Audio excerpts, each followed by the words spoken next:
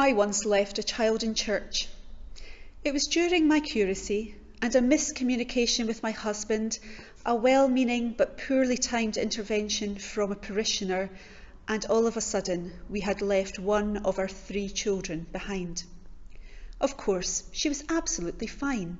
She was coddled and fussed by our delightful congregation and safely delivered to our door. But I will never forget that heart-dropping moment when I arrived home to my husband saying, "Where's Neve?" This parenting fail was made easier to accept by the then recent news story, where our Prime Minister David Cameron, his wife and his entire security detail managed to leave one of his daughters behind in a pub. And of course, there was always comfort in knowing that Mary and Joseph too had had this experience. But other than providing reassurance to every parent who has realised a child is not where they should be, what might this gospel story have to say to us today? This reading appears on the surface quite simple, but it's a very rich story. On one level, it is full of really relatable human experience. A lost child, frantic parents, an exasperated question from a frazzled mother, and an insouciant preteen wondering what all the fuss is about. But on another level, it is a story laden with historical and biblical symbolism, with allusions to other texts of the time. Luke is writing mainly for a Gentile audience, to a culture where biographies of great leaders frequently included episodes of precocious childhood behaviour. Caesar Augustus, for example, gave a speech at the funeral of his aunt when he was just 12 years old, astounding his hearers. Perhaps Luke is trying to reassure new Christians who are resisting the Caesar cult that the Lord Jesus Christ, the true Lord, was similarly distinctive and gifted at the same age. This reading in the lectionary is sometimes paired with the childhood story of Samuel, and there are strong links between those 2 passages. Both have children left in a temple, although in Samuel's case it was on purpose. Both have children who are closer to God than the adults around them. Both are born to draw people back to their God. And both stories finish with that line about the child growing in stature and in favour with God and humanity. But my favourite allusion is to the Emmaus story. Remember the one where on Easter Sunday 2 disciples are walking away from Jerusalem, broken after the death of Jesus. And then he meets them as a stranger on the road, teaches them and reveals himself to them in the breaking of the bread. There are so many parallels between the 2 tales.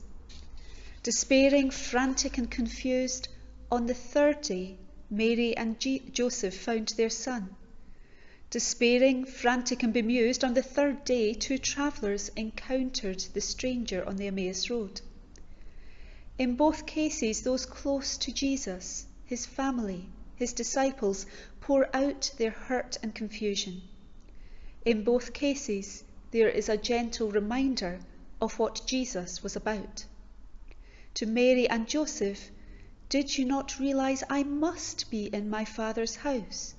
Or as other translations put it, "about my Father's business."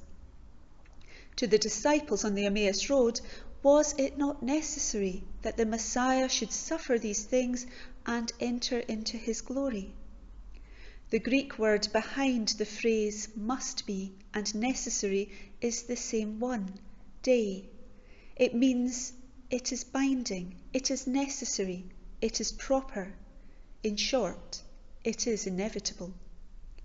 Anyway, more of why those 2 readings mirror each other in a moment.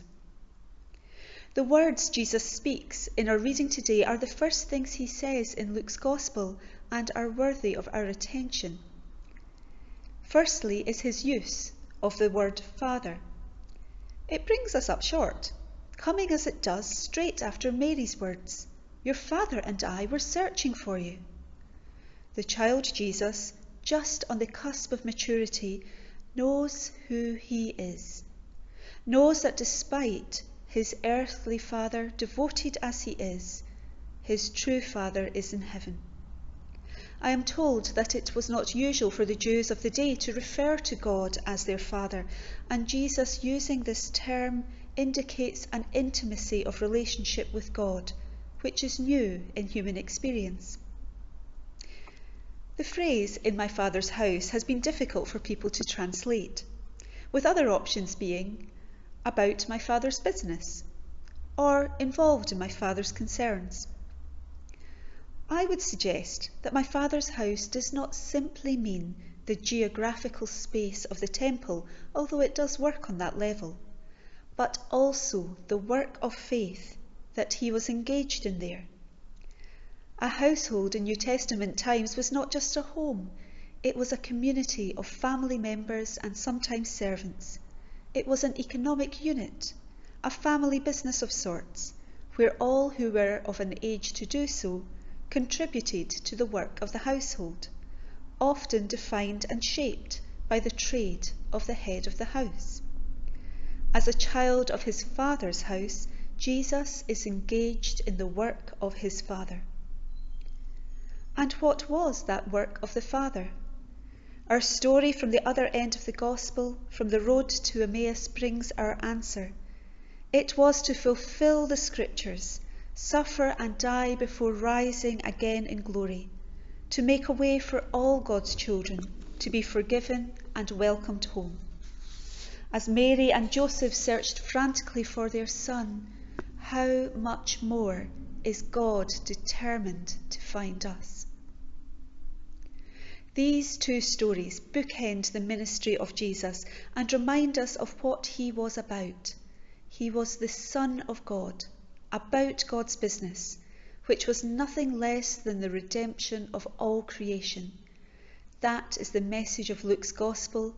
That is the hope we celebrate at Christmas. But one last thing. In writing about this Bible passage, Tom Wright also makes the link between these two readings. He says, "You might call the pair of stories something like the Jesus you thought you'd lost. And if that is the message of the two passages, maybe Luke is wanting to tell us something about his gospel as a whole.